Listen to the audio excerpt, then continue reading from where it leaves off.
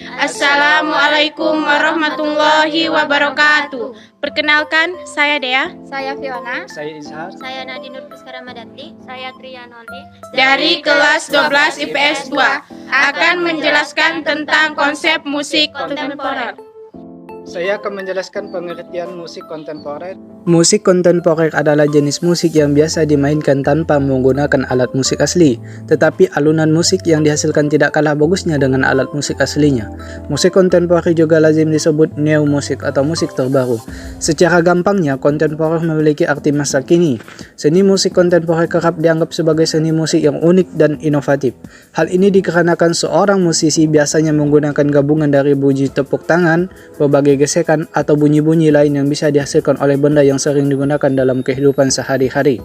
Definisi musik kontemporer lainnya yakni musik yang baru diciptakan alias belum pernah diciptakan sebelumnya. Nah, itulah sekilas penjelasan tentang pengertian musik kontemporer. Ciri-ciri musik kontemporer. Ciri-ciri musik kontemporer. Yang pertama, warna bunyi bisa sejenis atau berbagai jenis. Yang kedua, notasi musik hanya dapat dimengerti oleh pemusik karena notasinya ditulis dengan simbol atau tanda.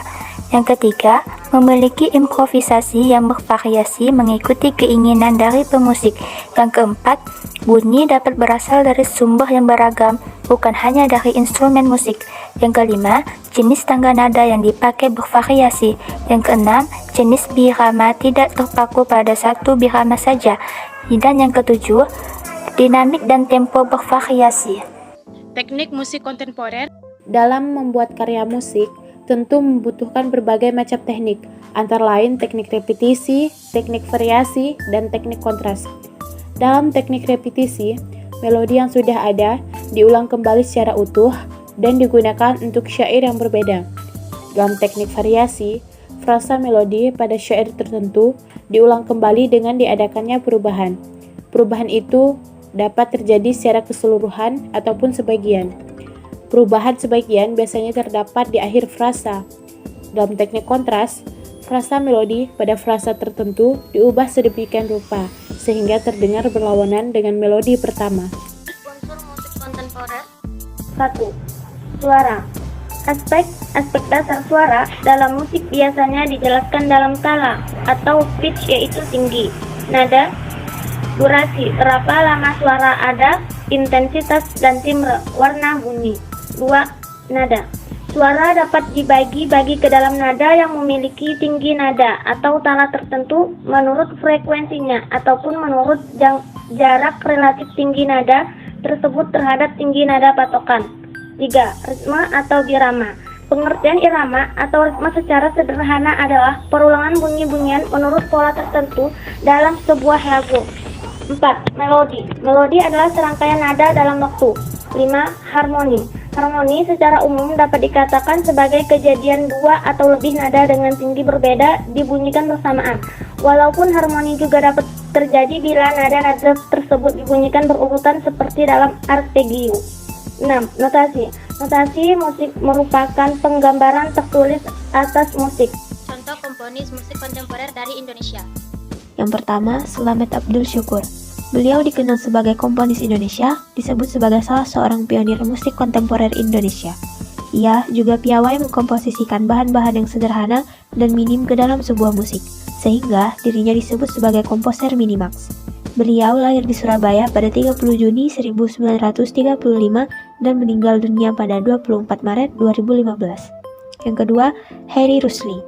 Beliau adalah tokoh yang dikenal melahirkan budaya musik kontemporer yang berbeda, komunikatif dan konsisten memancarkan kritik sosial. Karya-karyanya konsisten memunculkan kritik sosial secara lugas dalam kotak musik teater lenong. Beliau lahir di Bandung pada tanggal 10 September 1951 dan meninggal dunia pada 11 Desember 2004 di Jakarta.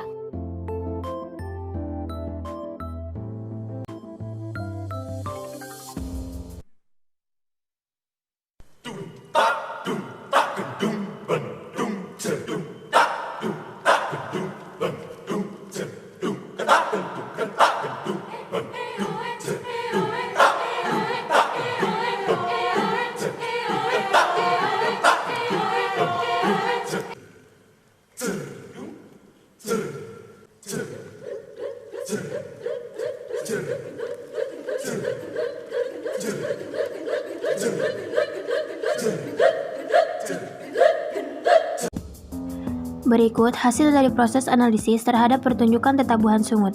Yang pertama, tema. Tema yang diangkat dalam pertunjukan tetabuhan sungut ini adalah eksplorasi kemampuan bunyi mulut manusia. Yang kedua, emosi.